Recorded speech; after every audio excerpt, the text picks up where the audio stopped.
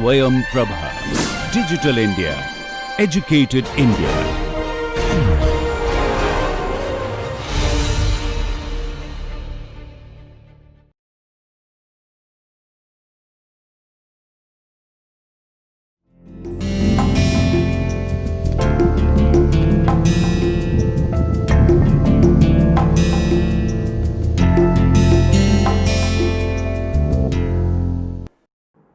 Hello everyone, my name is Dr. Himanshu Tyagi.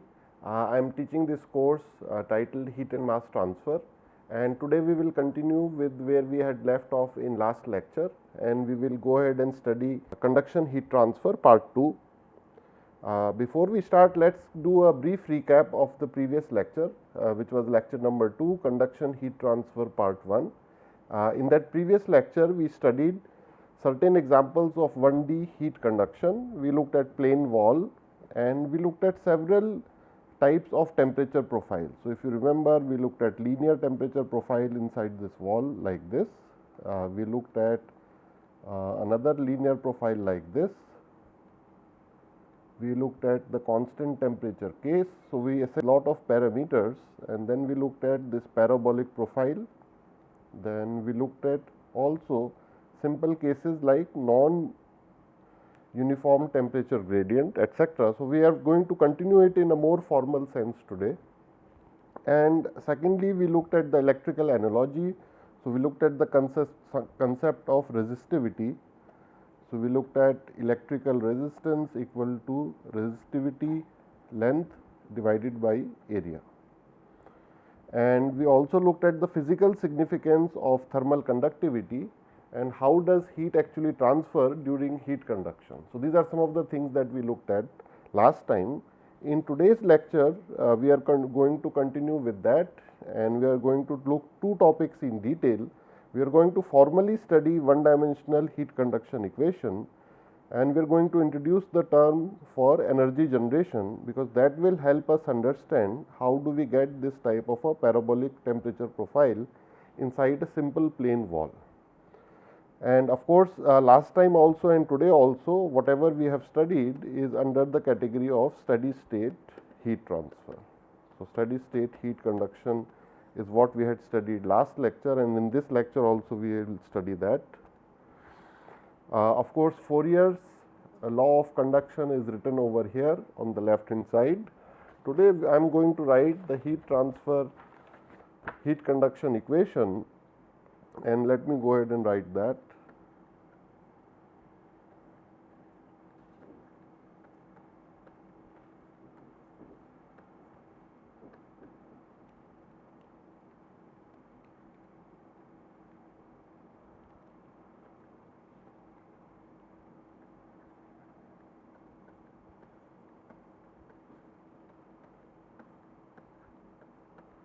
What we are going today to do is essentially try and figure out how do we achieve this particular equation, and once we have figured out the way of deriving this equation, we will also look at some examples in the plane wall.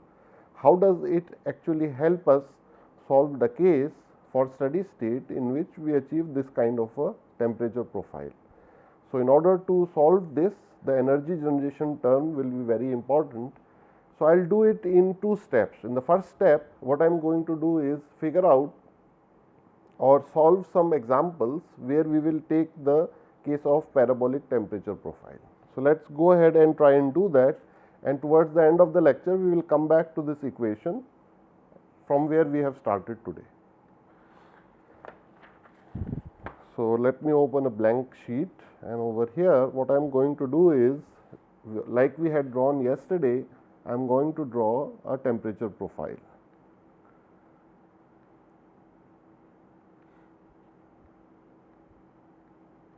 So, this is the mid plane of the wall. So, I have drawn a long wall in which the temperature profile kind of looks like this.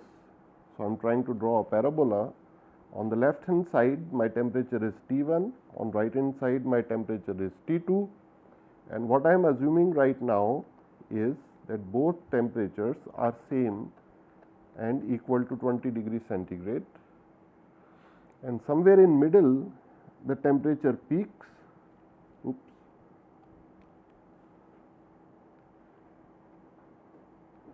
and this let me call as temperature T3, and in this particular case I am going to keep it around 40 degrees centigrade.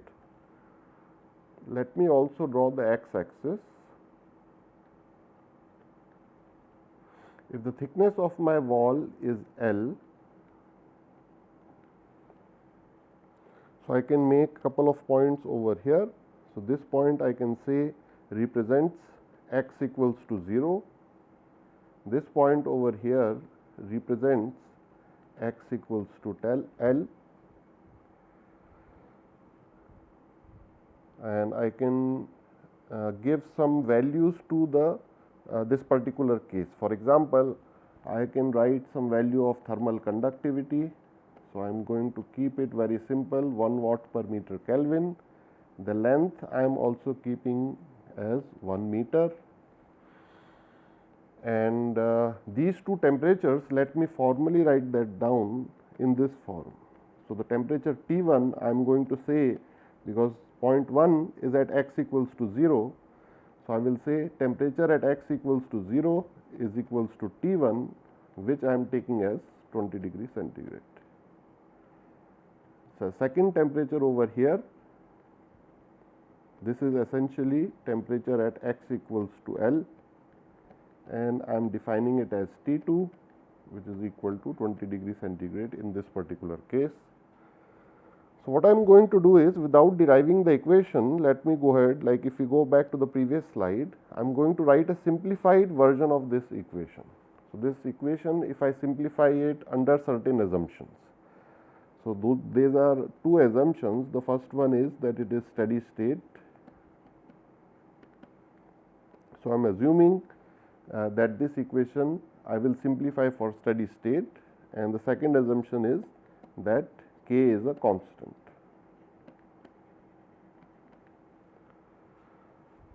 So mathematically speaking, if I apply these two assumptions, the above equation I can simplify and write as follows.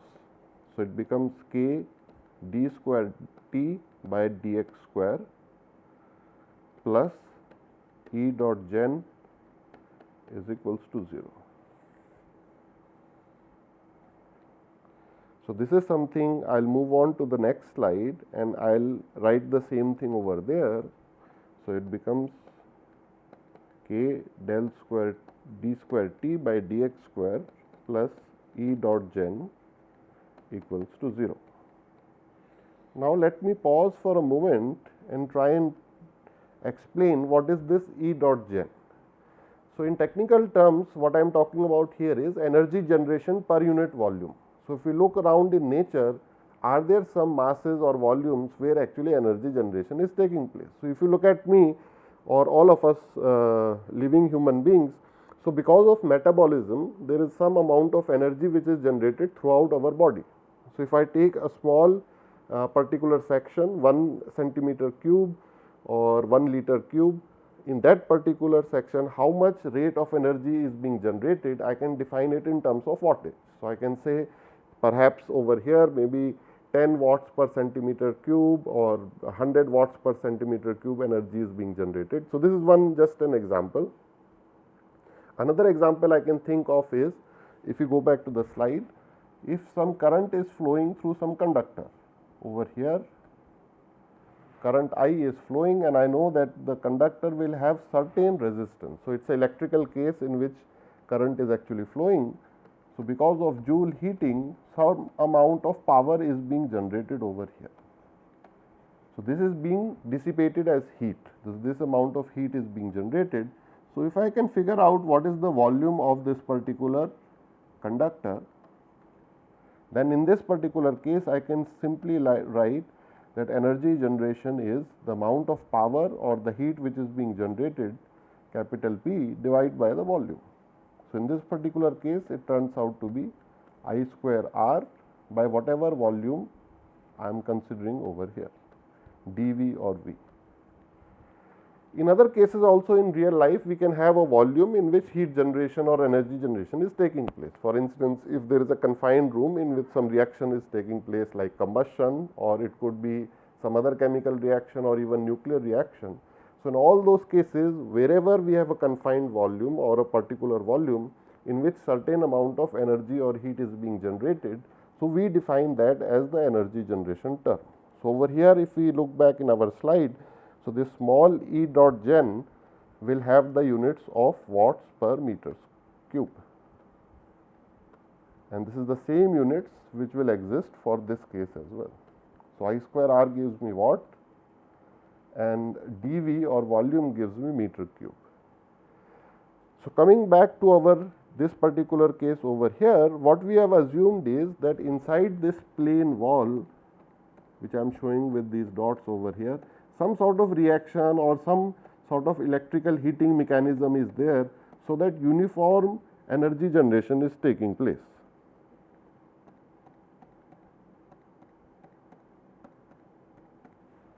And I will recall again, if we go back to the previous slide, please keep these two assumptions in mind. So, we are operating at steady state. What does steady state mean? Steady state is that assumption which allowed me to make this term equal to 0, which means if temperature is not a function of time, then del T by del T will be equal to 0. If temperature at any point does not change with time.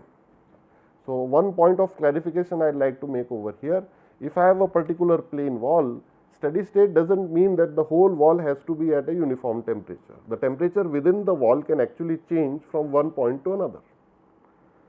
But what it is telling it that at each point whatever temperature is there, that is fixed forever. So, with time at that location temperature is not changing, but with different locations temperature can change. So, spatially temperature can change, but with time it is not changing. That is why we got this 0 on the right hand side over here.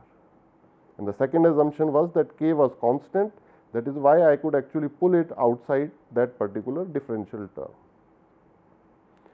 So, what I want to do now is, what is my aim? My objective is to figure out how to get the mathematical equation of this particular parabola. So, I will highlight it again with this red color over here. I want to figure out temperature as a function of x. How does it look like? And if I am claiming that this is a parabola, then I should be able to write it in a parabolic term. So, we are all familiar with parabolas. So, I can write it in this form perhaps, ax square plus bx plus c, where a, b and c are some general constants. Some of them can become 0, some of them can be positive, some can be negative. So, we will try and figure out that how do we obtain the equation for this particular curve, and the hint is that if we solve this equation over here, we should be able to figure out the temperature profile inside the wall. So, this is our objective in the first part of today's lecture. Let us try and go ahead and try to solve this equation. So, I will use a new slide. So, I will go to the new slide over here, and what I am going to do is to solve this equation.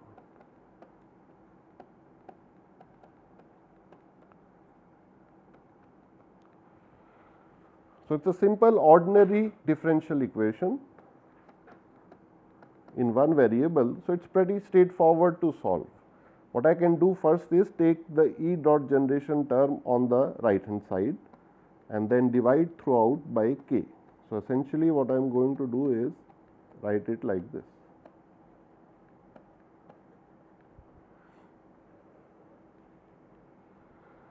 Now, because it is a second order derivative term on the left hand side, I need to integrate twice. So, let me integrate it for the first time. So, I am integrating for the first time. What will I get on the left hand side if I integrate it once? So, this second order ODE will turn into a first order ODE if I integrate it first. One time I get something like this, and on the right hand side I will have to put a integral over here. So, I hope most of you are familiar with this concepts of differential and integral. Now, how do we solve the integral on the right hand side? So, because this whole quantity is a constant, I can actually take it outside the integral sign. So, what I get is something like this. oops, and integral dx is very easy to solve. So, we can get directly something like this.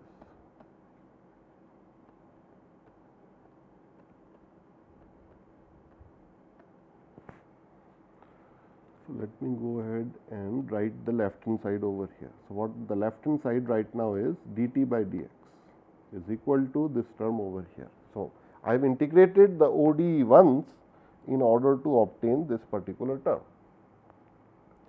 Now, we will come to that question that this is a new variable or a constant that we have introduced, but what is its value? So, we will try and figure out that particular value. How do we calculate the value of C1? But let us wait for a moment and integrate it the second time. So, I am now going to integrate for the second time.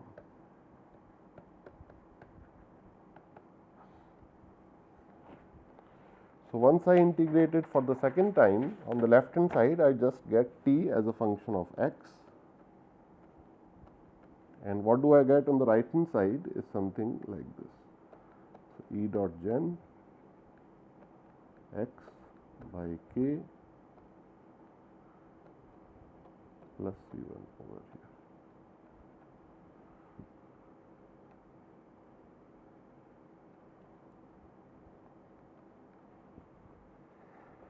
Now, I will integrate it. The first term will become x square by 2. So, what I get is minus E dot gen by k, and this becomes x square by 2. The second term becomes C1 into x, and I will have a third term over here. And let me go ahead and write the left hand side as well. So, this is the equation that I have obtained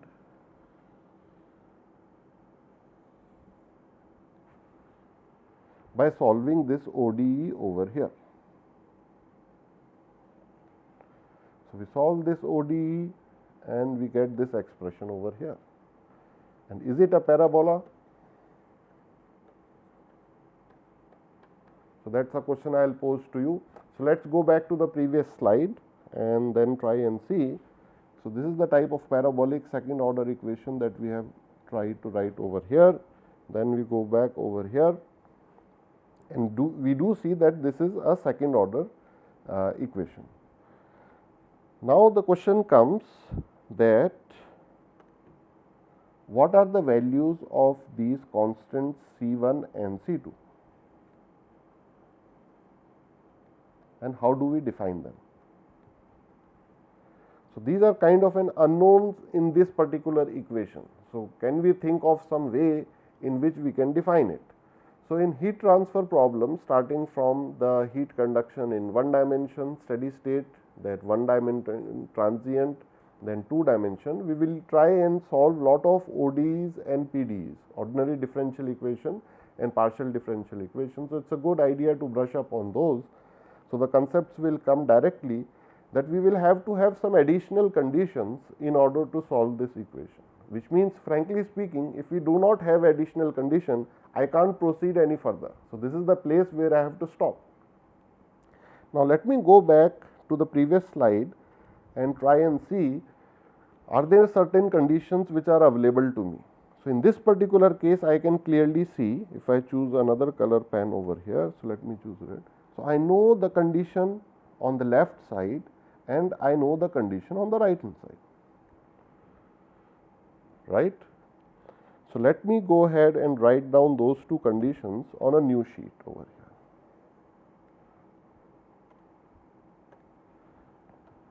So, I know two conditions are known.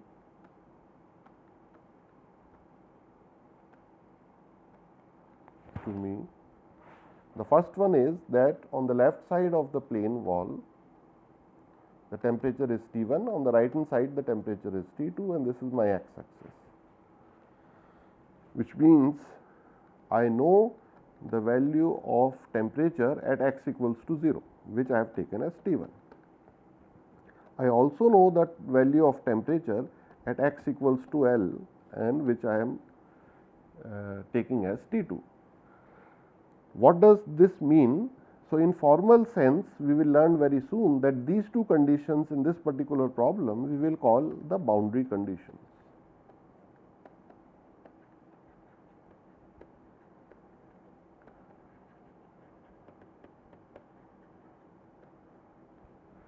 And in future lectures, we will also try and figure out certain other conditions which are known as the initial conditions.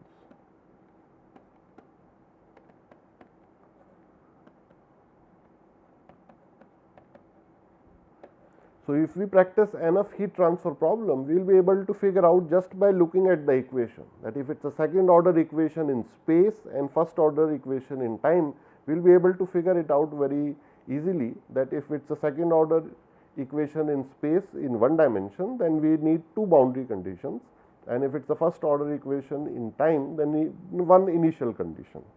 So, those are things that will become familiar very quickly. So, the answer that I wanted to mention over here is, the point that I wanted to raise is that because of these two conditions T1 and T2, we will be able to figure out the value of C1 and C2.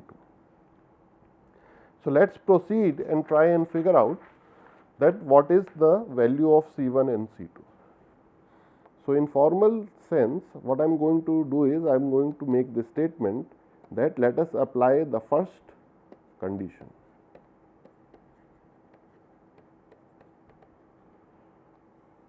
In other words, this is the first boundary condition, which is this one over here.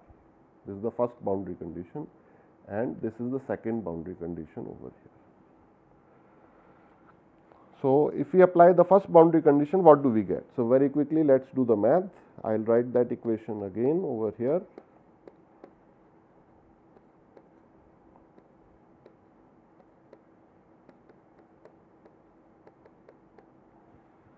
So, what does the first boundary condition tell me? That t at x equals to 0 has got to be equal to T1. So, let me plug that condition in this equation, which means I write t at x equals to 0, and my right hand side becomes, from here this first term will become, at x equals to 0, what is its value? 0. What will happen to the second term? It will also be equal to 0, and the third term is simply C2, and this we are saying from here has to be equal to the value that we have taken, which is T1. Which means by applying the first boundary condition, we have been able to figure out what is the value of the constant C2. So, if we go back to the slide, we can write over here C2 is simply equal to T1. Now, we will proceed similarly and apply the second condition. So, we go back and we say apply the second condition, which means boundary condition number 2. And what do we apply over here? Here we will say that at T, temperature at x equals to L, let us evaluate that. So, now let me go and put x equals to L over here on the bottom left equation, and what I will get is something like this: E dot gen by k L square by 2 plus C1 L plus C2, and this C2 I can now replace, I am going to erase, because C2 value I know from here is actually equal to T1. So, can I do that? Instead of, I will cut it over here, instead of C2 I am going to write T1. So, I will cancel C2, I will just write T1, and this whole thing is equal to what? This whole thing is equal to T2. That is what I know from this equation over here. On the left hand side of the screen, I am circling that. So, this, by applying this boundary condition, let me switch to the red ink. What I am going to do is to figure out the value of C1 over here. So, let me go ahead and do that. So, what I am going to do is pull C1L on the left hand side and take all the other terms on the other side. So, what do I get over there? On the right hand side, it is T2 minus T1 plus this term will go on the right hand side. So, I get plus E dot gen by k L square by 2. And if I divide throughout by L, I will get the value of C1. So, C1 turns out to be T2 minus T1 divided by L plus E dot gen k L by 2. So, let me mark it with red color once again. So, these are the values that I have obtained now of C1, and it is very interesting and very good for us that these two boundary conditions are known to us. So, that once we have solved the partial differential ordinary differential equation, we got that second order equation which had two constants C1 and C2. So, now what we can do is go back and plug in the values of C1 and C2 in that equation which I had over here. What we need to do now is plug in the value of C1 and C2. Now, it will become a very nice equation. So, I will use a new slide and go ahead and do that. So, I will just retype the equation again. So, we had this E dot gen by k x square by 2 plus C1x plus C2. Now, let me plug in the values of C1x and C1 and C2. So, what was the value of C1? It turned out to be this expression T2 minus T1 by L. Now, it will be multiplied by x plus the second term, because C1 had two terms in it.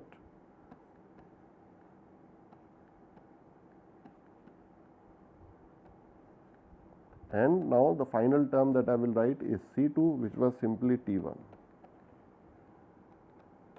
I think I can simplify it little bit further, and let me write the final result. We can simplify it in a slightly easier form to see. So, it turns out to be equal to T1 plus T2 minus T1 x by L plus E dot gen by 2k x L minus x.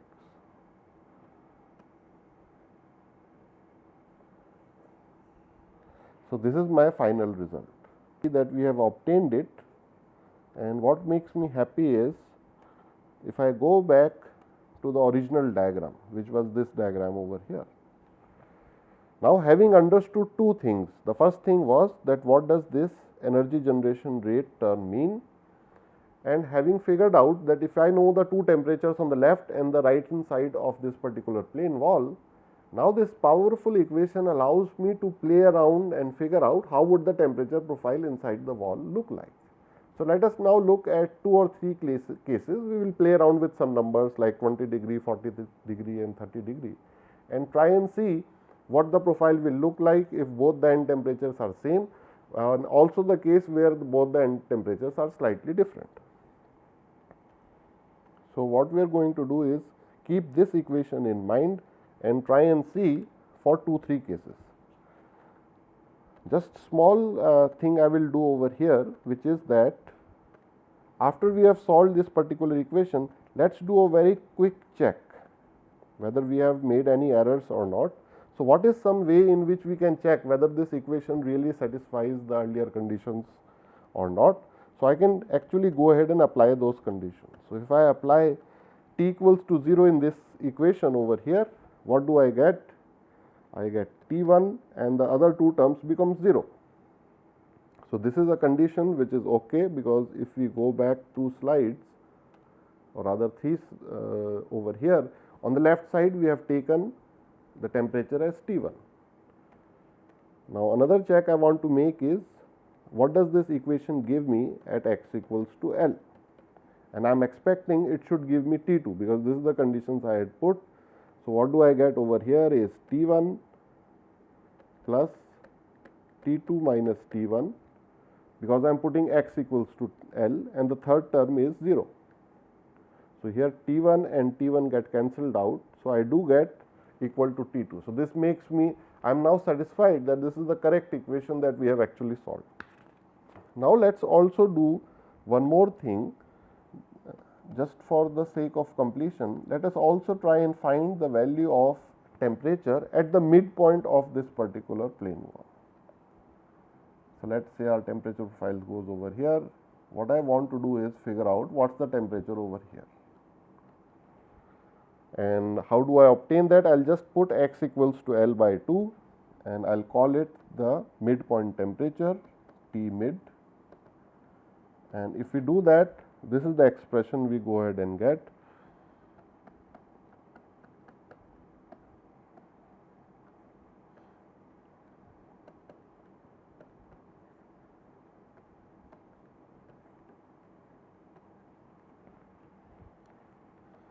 So, we will make use of this expression in the next few slides. That is why I wanted to keep this expression handy. So, we will come back over here, and how did I obtain it? I am just putting x equals to L by 2 over here in this expression, and this is the term that I actually get. Now comes the interesting part. Now let me go ahead and start putting some numbers for T1 and T2. So, I want to give some numerical values to T1 and T2 and try and draw the temperature profile inside the plane, and through maths and physics I want to figure out whether I get some consistent answer. So, let us go ahead and do that. So, this is the case I am looking at.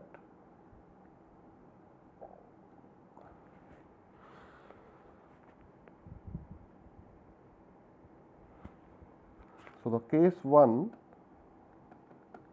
is that T1 is equals to 20 degree, T2 also I am keeping at 20 degree. The wall properties I am keeping very simple. So, the length, the thickness of the wall L, and I will draw the x axis also. So, this is x axis over here.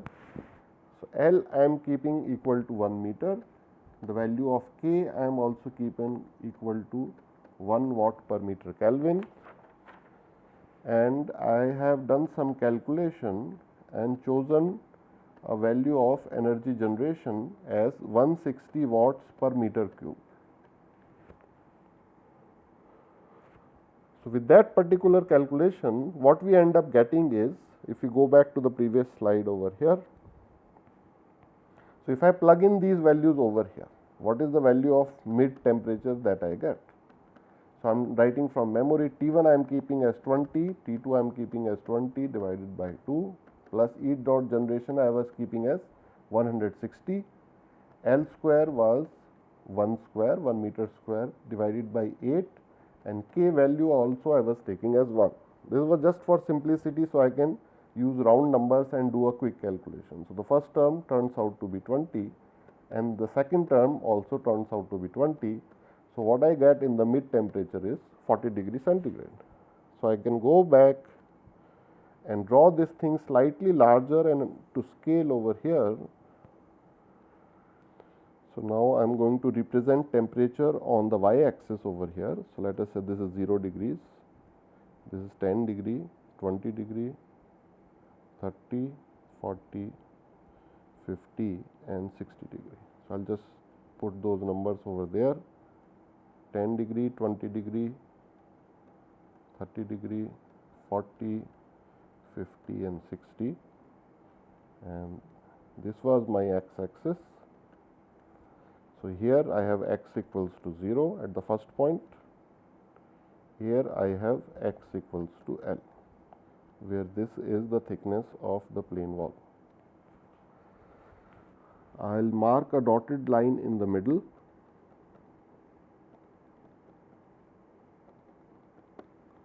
And let me mark some points on the x side as well.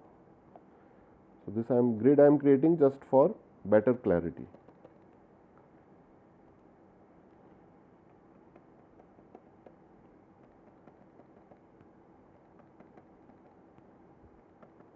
So, let us see.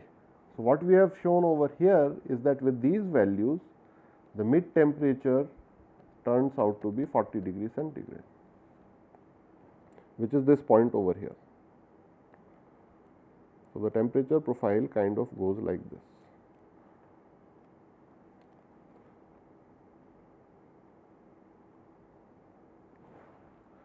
So, I have tried to draw a parabola to the best of my ability, but I think you get the picture that what I am trying to show over here. Now, in the next case, let us say I call it case 1b, I try and see what happens if E dot generation is actually doubled. So, what case does that represent? Some sort of reaction which was taking place inside the valve, inside the wall. So, we have suddenly tweaked some valve somewhere and we have increased the rate of reaction. Let us say if some fuel was being burnt, we have increased the amount of fuel which is burning. So, from 160 to the amount of energy we are getting now is 320 watts per meter cube. If it was electricity which was generating that heat, so we have increased the amount of current by a factor, so that the amount of heat which is generated has now doubled. So, again we do that particular calculation and we can figure out what would be the midpoint temperature over here.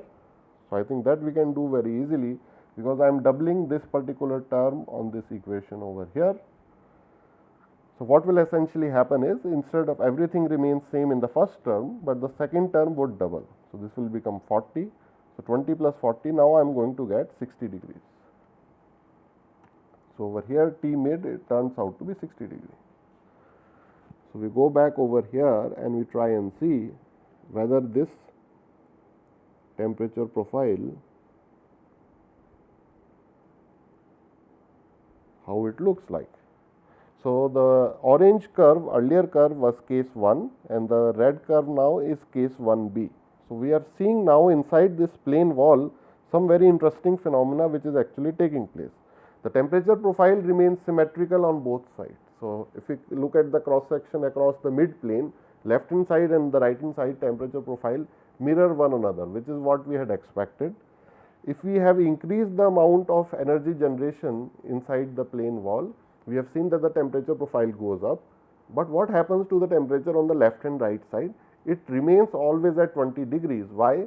Because we will figure out later on, this is the boundary condition that we have put on our ordinary differential equation. So, we have solved it for that case where we have kept the temperature on the left side as T1, we have kept the temperature on right side as T2. Of course, we can change these two temperatures. They both do not need to be 20 degrees at all the time. So, why do not we go ahead and try and do that, and let me call that as case 2. So, I will use a different color for that. In case 2, what we are going to do, because now as engineer, once we have control of that equation, we can, that is the beauty of the solution of a mathematical equation. Once we have control of that equation, now we can go ahead and play with each of those parameters. We can even change the value of k, like I had explained in the previous lecture. We do not even need to have the whole wall made of a uniform material. We will figure out a way later on to build the wall on the half side with, let us say, brick, on the other half side with material which is having higher or lower thermal conductivity than of the brick. So, in case 2, I have chosen certain values. Now, what I am going to do is, left side temperature I have increased a little bit, right side temperature I have kept the same, and all other conditions I am keeping same as case 1, which means length is equals to 1 meter, thermal conductivity I am keeping as 1, and E dot gen I am keeping as the original value 160 watts per meter cube. Now, let us try and see what do we expect physically to happen over here. So, I am going back to the curve, this figure over here on the bottom left side. So, I am making this blue dot on the left side. So, the left side temperature will be 30 degree and the right hand side temperature will remain to be 20 degree. Now, what do we expect? How will the curve actually look like? So, it is a very interesting question. Let me try and draw this particular thing. Let me try and draw this. Okay. Let me try and draw it first physically over here, or should I use a new scale? So, let me go ahead and go to the new sheet over here. I will just redraw the same thing once again, just for clarity, so that there is no overlap between case 1 and case 2. So, it will just take me a little while. So, I have 0 degree, 10 degree, 20 degree, 30, 40, 50 and 60 degree over here, and let me go ahead and do this.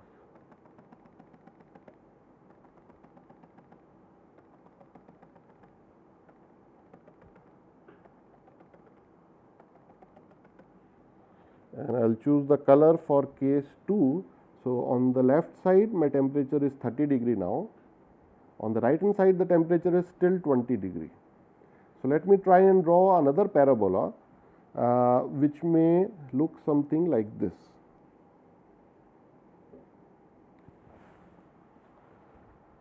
So, it may look something like this. The exact numerical values we will have to figure out by using that equation. And just for the case of sake of completion, let me also try and figure out what happens if I reverse these two temperatures. I make here 30 degree and keep 20 degree over here. So, what I should be able to get is something like this.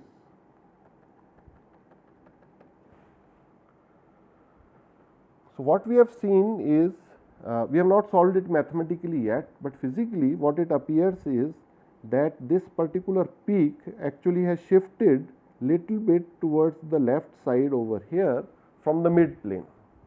So, the whole wall is actually generating heat, but the temperature on the left side we are keeping slightly higher. So, the peak shifts towards the left. Now, we can actually figure out the value of this peak as well as its location. Before I do that, let me consider another case. If I assume that on the left side now I have increased the temperature to 50 degrees, okay, but on the right hand side I have still retained it at 20 degree over here. So, this I will represent with green color. I want to do this case because this is the case I have actually solved. So, I will be able to share those values with you. What I am getting is something like this. So, over here what I want to figure out is that what is this peak temperature that I am getting, and this peak temperature at which point does it actually occur. So, what is the value of x at this particular peak temperature.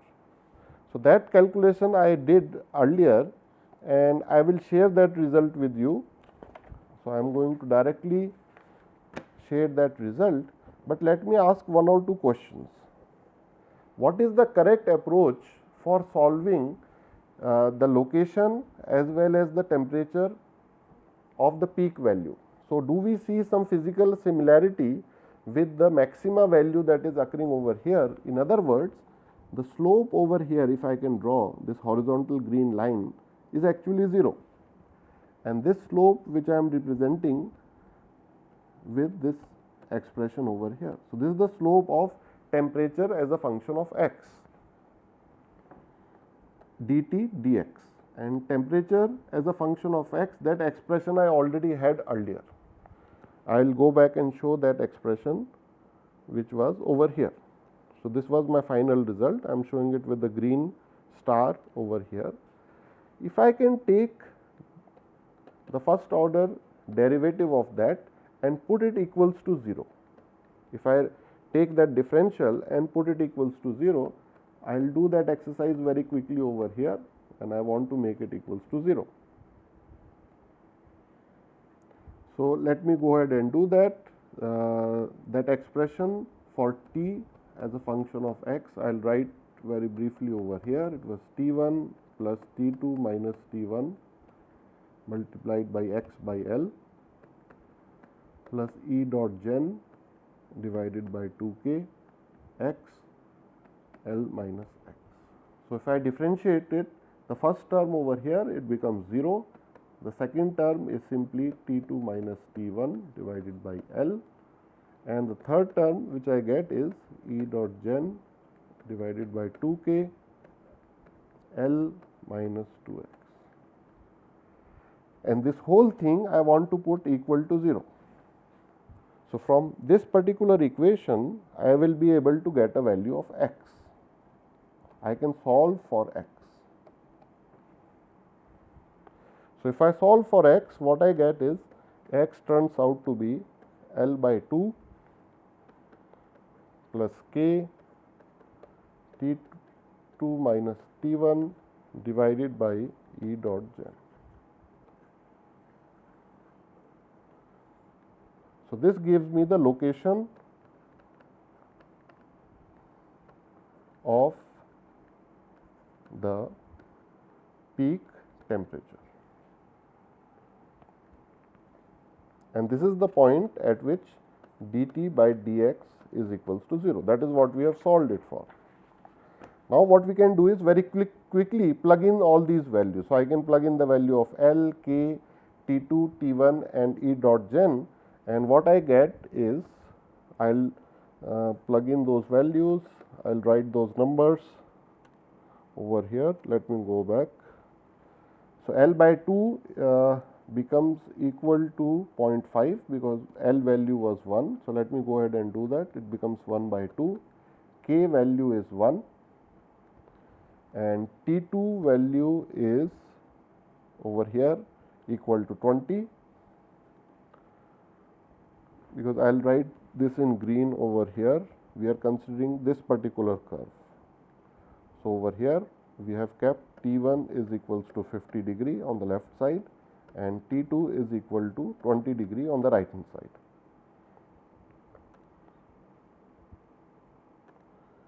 Which means my T2 value is 20 degree, T1 value is 50 degree and E dot gen value is 160 degree.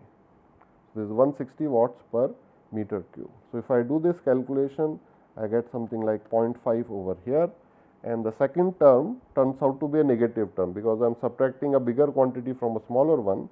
So, what I get is 0.1875. So, I am running out of space, so I will continue it over here, and this turns out to be x equals to 0.3125 meter.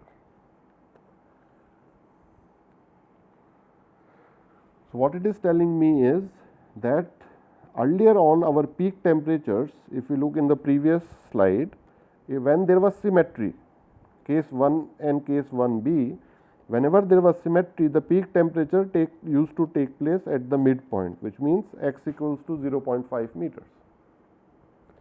But if I am increasing the temperature on the left side, if I have made it 50 degrees, that gives me the value of x is equals to approximately 0.3 meters.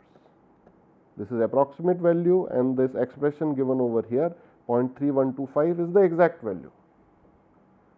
Now, we will also be able to calculate using this solution over here that what is the value of the peak temperature. So, for that we require a calculator. So, I will not do the whole calculation over here, but I can write the final expression that T peak is equal to T at x equals to this value 0.3125 meters, and this turns out to be 57.8125 degree centigrade, or roughly speaking we can simply approximate it as 57.8 degree centigrade. Which means if you go over here, and I am going to draw it with the red color pen, this particular point has to be slightly below 60 degree over here. So, I can write this temperature over here at this point. The temperature is approximately 57.8 degree centigrade. While we go back and we see that earlier on everything was symmetrical, now the temperature has shifted slightly towards the left. So, this is a very interesting case that we have seen, and we have tried to analyze and figure out that how do these temperature profile actually take place. Now, what we want to do is that we will do in the next lecture. We will go ahead and try and figure out how do we actually derive this equation.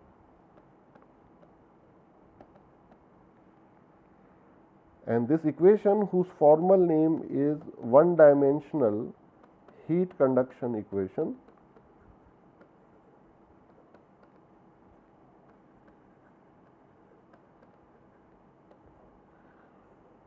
what we are going to do is to figure out how do we actually derive it in one dimension, and we will start it for a plane wall case like we have studied today, and then later on we can even extend it for other geometries as well. So, I will just give a brief glimpse about that it need not always be plane wall.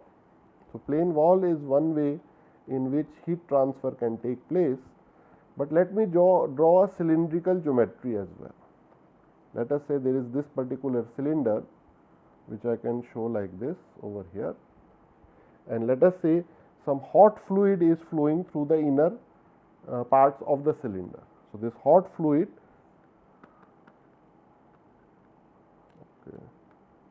is having some high temperature, let us say 90 degrees, and the outer surface of the cylinder is maintained at a lower temperature. Let us say T outer is much lower, it could be ambient temperature like 30 degrees. So, over here also what we are going to find is heat transfer will still remain one dimensional, but instead of being in the x direction, which was the case for the plane wall. So, here the conduction was taking place in the plane wall in the x direction over here. For the cylindrical case, we will have to use the r coordinate. So, if I draw the r direction over here, r stands for the radial coordinate.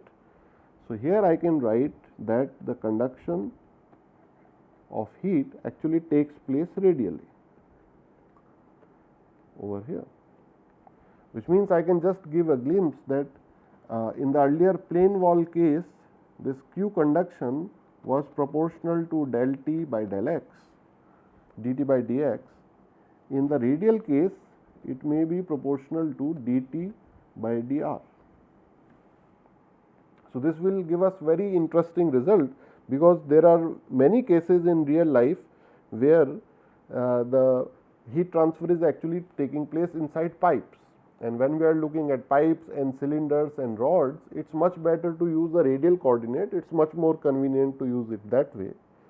And we can consider one more case where, let us say, the heat transfer is taking place inside a sphere. So, I am trying to draw a 3-dimensional sphere over here. I hope you are able to visualize it. This could be a big container, this could be a big vessel in which, let us say, some nuclear reaction or some chemical reaction or some furnace it is inside over there, which maintains a very high temperature. So, over here we can say the inner temperature is very high inside this particular sphere over here, and let us say the inside temperature is 150 degrees centigrade. On the outer surface over here, the temperature is much low. Over here, let us say temperature is 50 degrees centigrade. So, what will happen inside this particular sphere is that heat is going to heat transfer is going to take place from the inner surface to the outer surface. So, here again, as engineers, we will be able to figure out what is the inner dimension, outer dimension, what material can be made of, if we are trying to control the value of conduction heat transfer over here as well. So, if this Q conduction is something which is given to us, that it is a target that we have to achieve, we can design it in such a way that we will be able to figure out how much heat transfer is taking place over here. And here again, this conduction heat transfer will not be a function of x, it is more convenient to take the derivative with the radial direction r. So, over here this r will be the radial direction over here, and we will be able to calculate dt by dr, and in all these cases it is very interesting actually to figure out how does the temperature profile look like. So, in the plane case, like we have seen over here, it is very easy to draw all these type of temperature profiles like we have done in the previous lecture as well as in today's lecture. It could be a parabola, it could be a parabola which is not symmetrical on both sides, because heat generation is taking place, and we will do the same exercise for cylinder as well as for sphere. And in order to do that, we have to always figure out the way of deriving that equation that we started with. So, in today's lecture, we did not question while we were doing the whole exercise that where did that heat conduction equation come from. So, in the next lecture, that is what we are going to do. We are going to formally define derive that particular equation just for the plane wall case, and then extend the same analysis for the cylindrical as well as for the spherical coordinate. So, I think with that we will wrap up today's lecture, and once we come back we will try and derive the one dimensional heat conduction equation. Thank you very much.